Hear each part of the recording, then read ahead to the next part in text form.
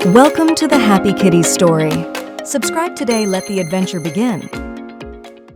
चालाक भेड़िया और चंचल हिरण।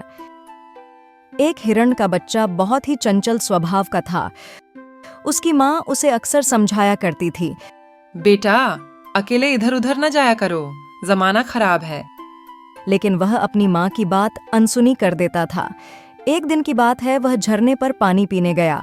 अभी वह पानी पी रहा था कि कहीं से एक भेड़िया भी वहां पानी पीने के लिए आ गया। भेड़िए ने सोचा कि इस हिरण के बच्चे का मांस अवश्य ही बहुत मुलायम और स्वादिष्ट होगा, मुझे इसका शिकार करना चाहिए। लेकिन इसे मारना सरासर गलत है, क्योंकि अब जंगल में नया कानून बन गया है कि कोई बिना कारण किसी को मार नहीं सकता। उसने उसे मारने के लिए अपनी बुद्धि से एक तरकीब सोची।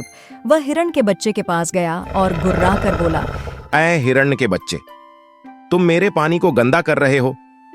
यह आप कैसे कह सकते हैं? पानी तो आपकी तरफ से बहकर मेरी तरफ आ रहा है, तो पानी को तो आप ही गंदा कर रही हैं। अब भेड़िया गुर्राया, तुम मुझसे बहस करते हो। ठहरो, अब भी बताता हूँ। भेड़िए मामा, आप तो बेकार ही नाराज हो रहे हैं। हिरण का बच्चा साहस से बोला। इतना सुनना था कि भेड़िया भड़क गया और बोला, अरे, तुम मुझसे बहस कर रहे हो। तुम तो शायद वही हिरण के बच्चे हो जो पिछले साल सबके सामने मेरा नाम लेकर पुकारा था और भाग गए थे तुम। मैं तो पिछले साल इस दुनिया में ही नहीं था। हिरण के बच्चे ने हैरान होकर कहा।